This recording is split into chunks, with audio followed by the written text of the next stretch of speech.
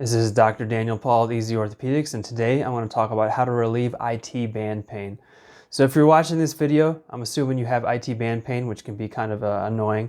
So what you need to know about IT band pain is there's two places that can cause you pain. And before that, it's good to know what the IT band really is. So it's this really tight band. If you were to open the skin and look at it, it's shiny and it's white. There's a muscle kind of on the front of the hip called the tensor fasciae lata, which can kind of tighten it.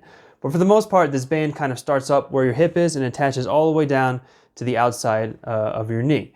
And why that generally hurts is because it's rubbing on something.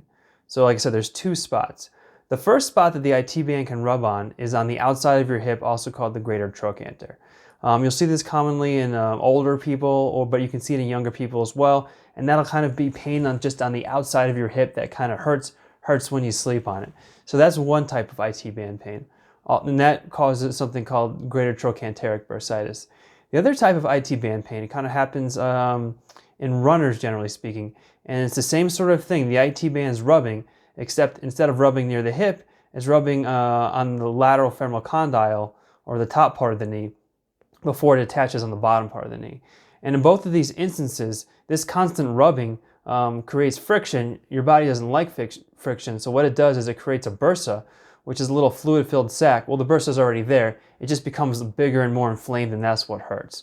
So same sort of thing. Hip, it's just rubbing on the top part of the femur, and if it hurts down near the knee, it's rubbing on the bottom part of the femur. So what do you generally do about this? Well, bursitis, whether it's IT band friction syndrome in your knee or trochanteric bursitis caused by the IT band, is usually due to biomechanical issues.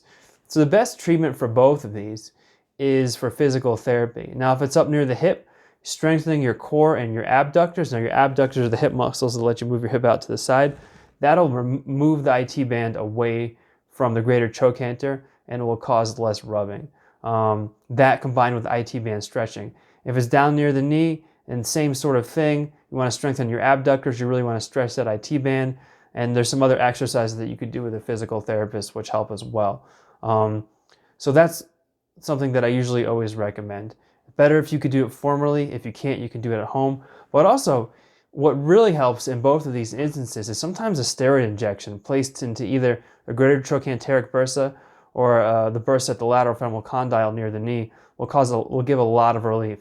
And this isn't like a steroid injection in the knee joint where if someone has arthritis, you're injecting them, it's kind of like a band-aid, pain's going to come back. Sometimes this can really calm down the bursal irritation in both areas to the point where you only really need one injection combined with some physical therapy, and it's essentially gone forever. So that's generally the treatment of those two areas. Caused by biomechanical issues, so you'll need to correct your biomechanics by doing physical therapy, and then a steroid injection can help as well. If you want to treat it, I would use ice. I wouldn't use heat. You know, as a rule of thumb, heat is better for muscles and ice is better for kind of joint bursal stuff. So you can apply ice to your hip or down near your knee. Anti-inflammatories can help as well. And if all else fails, and this is very rare, some will do surgery to kind of remove these bursa. You know, they'll form again, or they'll make a little hole in the IT band so it's not rubbing as much, but that's rarely ever done, and nobody really generally needs that. So that's generally what you do if you have IT band pain. You know, the sooner you take care of it, the less painful it'll be. It's not something that causes arthritis. It'll give you pain in the long term. Once it's gone, it really shouldn't give you any problems.